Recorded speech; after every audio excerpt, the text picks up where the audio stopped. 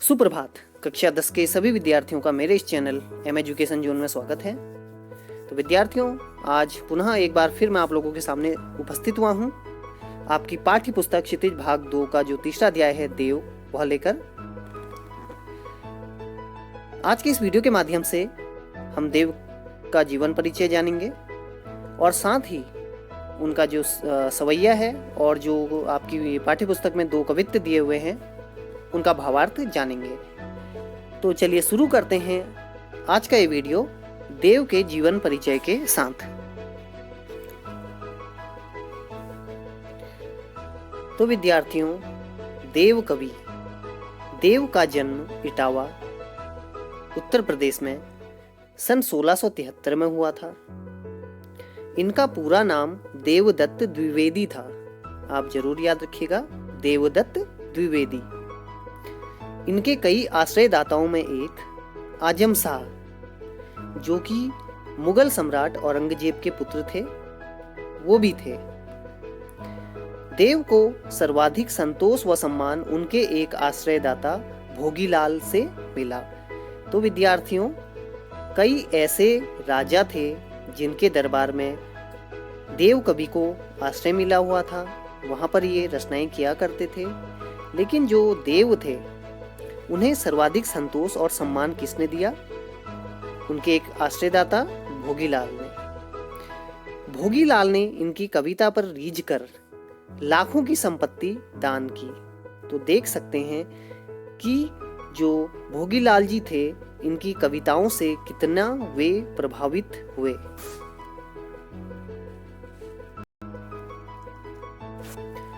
देव रीतिकाल के प्रमुख कवि हैं। रीतिकाल, चलिए देखते हैं। तो विद्यार्थियों, यहां पर आप लोग देख सकते हैं कि जो तीसरा काल है हिंदी साहित्य का, उसे कहा जाता है रीतिकाल या उत्तर मध्यकाल। आचार्य रामचंद्र शुक्ल जी ने हिंदी साहित्य का जो इतिहास लिखा हुआ है, उसमें उन्होंने हिंदी साहित्य को 4 कालों में बांटा हुआ है। वीरगाथा काल, भक्ति काल, रीति काल और आधुनिक काल। तो जो देव थे वह रीति काल के कवि थे।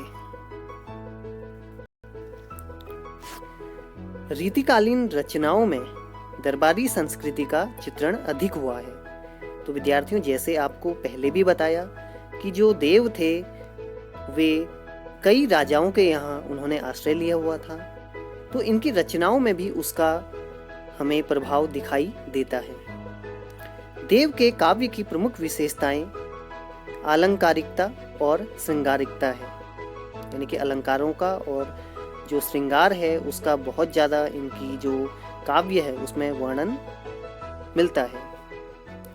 शब्दों की आवृत्ति द्वारा नया सौंदर्य पैदा करके उन्होंने सुंदर ध्वनि चित्र प्रस्तुत किया हुआ है, जो कि अभी आप जब इनका पाठ हम शुरू करेंगे तब आप देखेंगे कि कितना इन्होंने सुंदर ध्वनि चित्र प्रस्तुत किया हुआ है।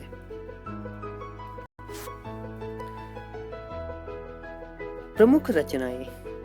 तो देव कवि की जो प्रमुख रचनाएं हैं, रसविलास, भाव विलास, काव्य रसायन, भवानी विलास, ये देव की प्रमुख रचनाएं हैं। इनके नाम आप याद रखिएगा।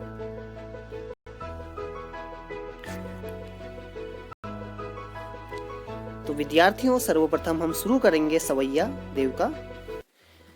तो विद्यार्थियों, आपको सवैया पता भी होना चाहिए सवैया होता क्या है।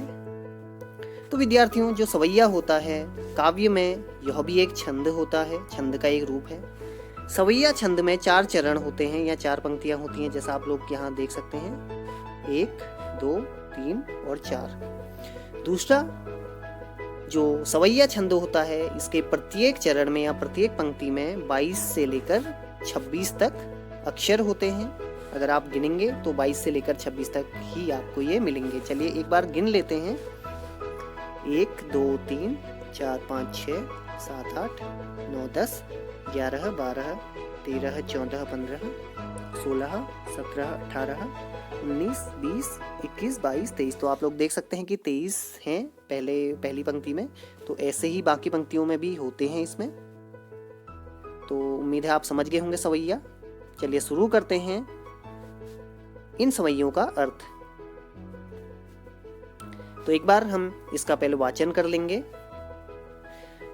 पायनी नुपुर मंजू बजे, कटी किंकिनी कै धुनी की मधुराई। सांवरे अंग लसे पट पीत, हिय हुलसै बनमाल सुहाई।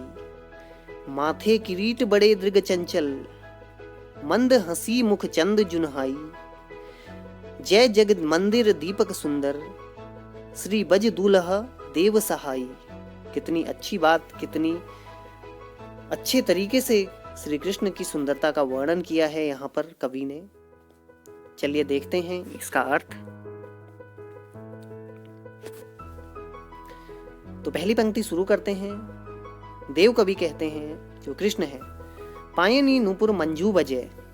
पायनी का अर्थ होता है पैरों में, नुपुर का अर्थ होता है घुंघरू, और मंजू का अर्थ होता है सुंदर। तो जो श्री कृष्ण हैं, उनके जो पैर हैं उनमें जो सुंदर घुंघरू हैं वह बजते हैं। कटी, कटी का अर्थ होता है कमर। किंकिनी, किंकिनी का अर्थ होता है विद्यार्थियों करधनी, या जो कमर में बांधने वाला एक आभूषण होता है उसे बोला जाता है किंकिनी। धुनी का अर्थ होता है ध्वनि। और जो श्री कृष्ण हैं उनके कमर में जो करधनी बंधी हुई है उससे बहुत ही मधुर ध्वनि निकलती है, बहुत ही मधुर आवाज निकलती है। सांवरे अंग लसै पटपीत। सांवरे अंग, जैसा कि कृष्ण का जो रंग है वह सांवला है। लसै, लसै का अर्थ होता है सुशोभित होना। पट का अर्थ है कपड़ा। पीत का अर्थ है पीला। कृष्ण के सांवले अंग पर जो पीले रंग का कपड़ा है वह सुशोभित हो रहा है। हिय हुलसै बनमाल सुहाई। हिय का अर्थ होता है हृदय। हुलसै का अर्थ होता है आनंदित होना। बनमाल, वन में जो फूलों से माला बनाई जाती है, वन के फूलों से, उसे बोला जाता है बनमाल। सुहाई, सुशोभित होना। तो जो कृष्ण है उनके जो हृदय है, यानी कि जो उनके गले में जो माला लटकी हुई है फूलों की, वह आनंदित होकर वहाँ पर सुशोभित है। तो जो कृष्ण है उनके गले में जो फूलों की माला है वह बहुत ही सुंदर दिखाई दे रही है। माथे किरीट, किरीट का अर्थ होता है कुट। बड़े दृग, दृग का अर्थ होता है आंखें।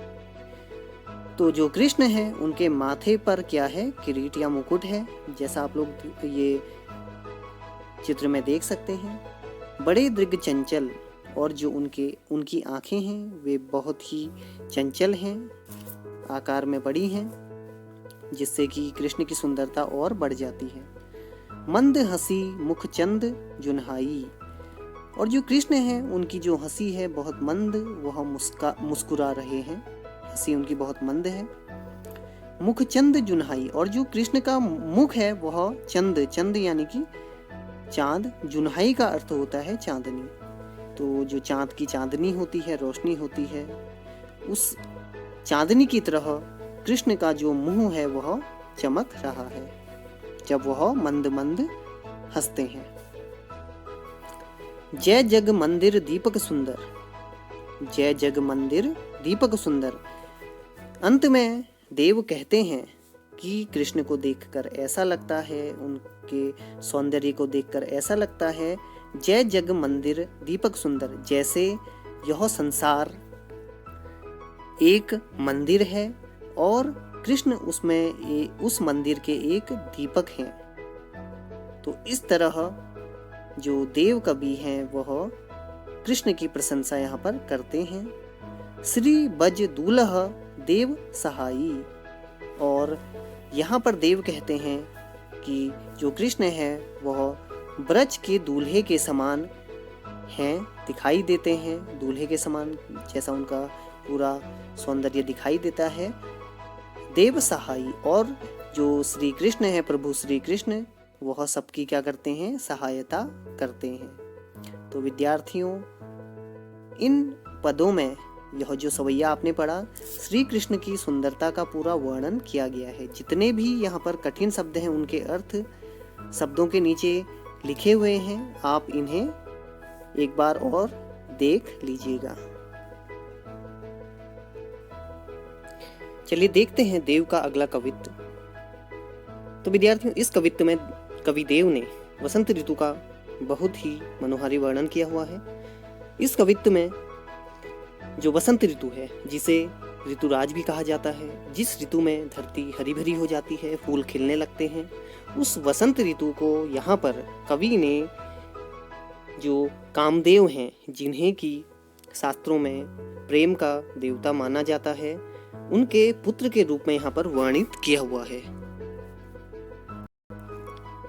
तो विद्यार्थियों, जो कामदेव हैं, प्रेम के देवता, उनके पुत्र के रूप में यहाँ पर जो वसंत ऋतु है उसे दिखाया गया है कि कैसे इस वसंत रूपी शिशु का जो प्रकृति है वह किस तरह उसका पोषण करती है, उसे तरह तरह के खेल करवाती है, उसका ध्यान रखती है। इस कवित्व में आप पढ़ेंगे।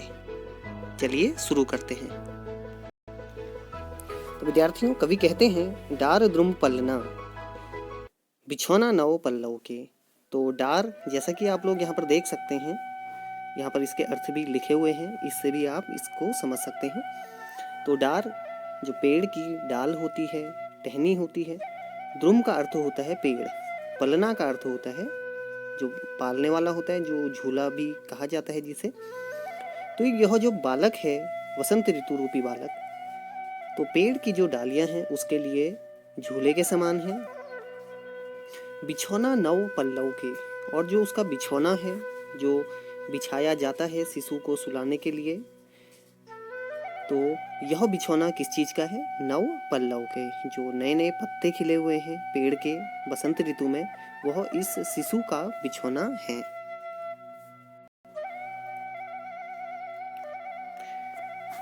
चलिए विद्यार्थियों, शुरू करते हैं देव का अगला कवित्व। तो विद्यार्थियों, इस कवित्व में कवि देव ने वसंत ऋतु, वह ऋतु जिसे ऋतुराज भी कहा जाता है, जिस ऋतु में धरती हरी भरी हो जाती है, जिस ऋतु में फूल खिलने लगते हैं, उस वसंत ऋतु को यहाँ पर कामदेव के शिशु के रूप में दिखाया गया है। वह कामदेव जिन्हें शास्त्रों में प्रेम का देवता कहा जाता है, उनके शिशु के रूप में यहाँ पर किसे दिखाया गया है? वसंत ऋतु को। और इस शिशु का वर्णन इस कवित्व में कवि देव ने किया है। चलिए देखते हैं क्या वर्णन किया है। कवि देव कहते हैं, डार द्रुम पलना बिछौना नव पल्लव के।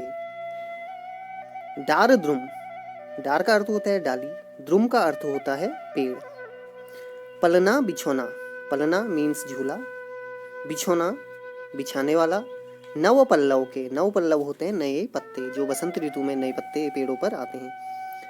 तो देव कहते हैं कि जो यह शिशु है वसंत रूपी, तो पेड़ की जो डालियां हैं वह उसका पालना है, उसका झूला है।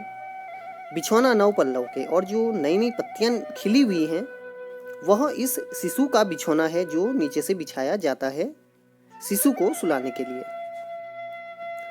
सुमन झिंगुला सोहे तन छवि भारी दे। सुमन का अर्थ होता है फूल, झिंगुला का अर्थ होता है ढीला ढाला वस्त्र, जैसे कुर्ता। तो यह जो शिशु है वसंत रूपी, इसने फूल रूपी, पुष्प रूपी ढीला ढाला वस्त्र पहना हुआ है, जो उसकी जो छवि है उसे और ज्यादा सुंदरता प्रदान करता है, जो उसका रूप है और ज्यादा भी सुंदर लगता है। पवन झुलावे, पवन का अर्थ होता है हवा, झुलावे झुलाती है। पवन इस शिशु को झूला झुलाती है। कीकी कीर बतरावे देव, कीकी का अर्थ होता है मोर, कीर का अर्थ होता है तोता। जो मोर और तोता है, बतरावे देव, वह वे दोनों इस वसंत रूपी शिशु से बातें करते हैं, उसका मन अपनी बातों से बहलाते हैं। कोकिल हलावे हुलसावे कर तारी दे, और जो कोकिल है, कोकिल का अर्थ होता है कोयल। तो विद्यार्थियों, जो कोयल होती है उसकी आवाज बहुत मधुर मीठी होती है। वह क्या करती है? हलावे हुलसावे कर तारी दे, वह ताली बजाते हुए और अपनी मीठी मीठी बातें करते हुए इस बच्चे को हिलाती है और उसका मन बहलाती है। पूरित पराग सो उतारो करे राई नोन कंजकली नायिका लतान सिर सारी दे। तो विद्यार्थियों यहाँ पर जो कंजकली, जो कमल की कली है, उसे नायिका बनाया गया है, दिखाया गया है। उसने क्या किया है, लता रूपी साड़ी पहनी हुई है और यह क्या करती है, अपने पराग से, पराग जो पुष्प का जो द्रव्य होता है, यहाँ पर आप लोग देख सकते हैं, पुष्प का संश्लेषित शर्करा युक्त तरल पदार्थ जिसे पोलन भी कहा जाता है, उस पराग से क्या करती है, ये उतारो करे राइनोन। तो विद्यार्थियों आपने देखा होगा कि बच्चों की नज़र उतारी जाती है। कभी कभी अगर बच्चों को नज़र लग जाती है, कोई उन्हें नज़र लगा देता है, तो उनकी माता क्या करती है, राई से उनकी नज़र उतारती है। तो यहाँ पर जो कमल की कली है जिसे नायिका बताया गया, वह भी इस बच्चे की क्या उतारती है, नज़र उतारती है। मदन महीप जू को बालक बसंत ताही। तो कवि देव कहते हैं मदन महीप जू को बालक, यह बालक जो बसंत है वह किसके समान है, मदन महीप, यानी कि मदन का अर्थ है कामदेव, महीप मीन्स राजा। तो जो कामदेव राजा है उनके पुत्र के समान यह बसंत रूपी बालक है। प्रातः ही जगावत गुलाब चटकारी दे, जिसे क्या है, प्रातः ही का अर्थ होता है प्रातः काल, जगावत जगाता है, गुलाब गुलाब का फूल, चटकारी चुटकी देकर। तो यह जो बालक अभी तक सोया हुआ था, उसे प्रातः काल के समय जो गुलाब का फूल है वह चुटकी बजाकर उसे जगाता है। तो विद्यार्थियों इस कवित्व में आपने देखा कि कवि देव ने वसंत ऋतु का एक शिशु के रूप में कितना सुंदर वर्णन किया हुआ है।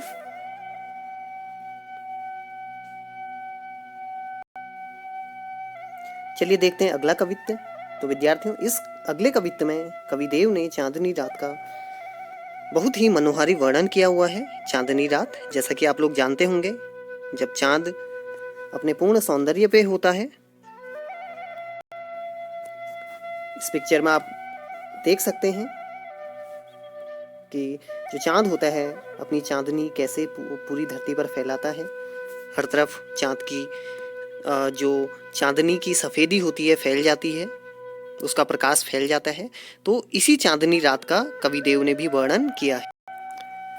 तो कवि देव कहते हैं फटिक सिलानी सौ सुधारियों सुधा मंदिर। तो कवि देव कहते हैं फटिक सिलानी, फटिक का अर्थ होता है स्फटिक मणि या संगमरमर, सिलानी पत्थर या चट्टान, सौ सुधारियों सुधा मंदिर। तो वो कहते हैं कि ऐसा लगता है जैसे किसी संगमरमर की चट्टान पर कोई सुधा मंदिर बना हो या अमृत रूपी मंदिर बना हो। सुधारियों का अर्थ होता है बना है। उदधी दधी को सो अधिकाई उमगे अमंद। उदधी का अर्थ होता है समुद्र, दधी का अर्थ होता है दही, को सो अधिकाई उमगे, उमगे का अर्थ होता है उमड़ना, अमंद का अर्थ होता है तेज, मंद का अर्थ होता है हल्का, अमंद का अर्थ होता है तेज। तो विद्यार्थियों आपने समुद्र देखा होगा कैसे उमड़ता है, उसकी लहरें ऊपर उमड़ती हैं, सफ़ेद सफ़ेद लहरें। तो वैसे ही जो यहाँ पर चांदनी रात है उसमें भी जो आसमान है, तो कवि कहता है कि वह भी समुद्र, दही के समुद्र के समान ही बहुत तेज उमड़ रहा है। बाहर ते भीतर लौ भीति न दिखाइए देव। तो यहाँ पर कवि कहते हैं बाहर ते भीतर, यह जो मंदिर बना हुआ है उसके बाहर ते भीतर, बाहर से लेकर भीतर, लौ भीति न दिखाइए देव, उसके बाहर से भीतर कोई भी भीति या दीवार नहीं दिखाई देती, यानी यह बिना दीवार का है, इसमें कोई भी दीवार नहीं दिखाई देती। दूध को सो फेन फैलियो आंगन फरस बंद। तो विद्यार्थियों यहाँ पर जो आसमान है उसे एक सफ़ेद फर्श की तरह दिखाया गया है। तो कवि कहते हैं कि दूध को सो फेन फैलियो, इस आंगन में, फेन का अर्थ होता है झाग, इस आंगन में दूध के झाग के समान ऐसा लगता है कि दूध का जो झाग है वो पूरे आंगन में फैल गया हो, इतना यह सुंदर और श्वेत दिखाई देता है। अगली पंक्ति, तारा सी तरुणी तामे ठाड़ी झिलमिली होती, मोतिन की ज्योति मिलियो मल्लिका को मकरंद। तो विद्यार्थियों यहाँ पर जो तारे हैं आसमान के, उन्हें एक तरुणी युवती के समान कवि ने बताया है। तरुणी का अर्थ होता है युवती, ठाड़ी का अर्थ है खड़ी, ज्योति का अर्थ है ज्योति, मल्लिका सफेद एक तरह के फूल, और मकरंद का अर्थ होता है फूलों का रस। तो जो तारा रूपी युवती है वह आसमान में खड़ी है और झिलमिली होती और झिलमिल होती है, अपनी चमक बिखेरती है। मोतिन की ज्योति मिलियो, और ऐसा लगता है कि इसमें क्या मिल गई हो, मोतिन की ज्योति, यानी जो मोतियों की चमक होती है, ज्योति होती है, वह मिल गई हो। मल्लिका को मकरंद, और जो सफ़ेद फूल होते हैं उनका जो रस होता है, फूलों का रस, वह इसमें मिल गया हो, ऐसा दिखाई देता है।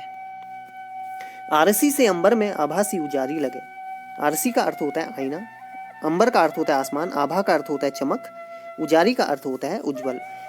तो कवि कहता है कि जो आसमान है वह एक आईने के समान दिखाई देता है और अपनी चमक और उज्जवलता चारों ओर फैलाता है। प्यारी राधिका को प्रतिबिंब सो लगत चंद। राधिका जो राधा है, और चंद का अर्थ होता है चंद्रमा, प्रतिबिंब का अर्थ होता है प्रतिबिंब या छाया। तो ऐसा लगता है, देखिए, कि जो चंद्रमा है वह किसके समान लगता है यहाँ पर, प्यारी राधिका को प्रतिबिंब, प्यारी जो राधिका है, राधा है, उसके प्रतिबिंब के समान, उसके छाया के समान चंद्रमा दिखाई देता है। तो विद्यार्थियों, यहाँ पर आपने देखा कि कवि देव ने चांदनी रात का कितना मनोहारी वर्णन किया है। तो विद्यार्थियों, उम्मीद है आपको देव कवि यह अध्याय बहुत पसंद आया होगा। उम्मीद करता हूँ जो भी भावार्थ आपको बताया गया वह आप अच्छी तरह समझ गए होंगे। अब आपसे विदा लेता हूँ, जल्द ही एक नए वीडियो के साथ आपके सामने पुनः उपस्थित होऊंगा। तब तक के लिए धन्यवाद।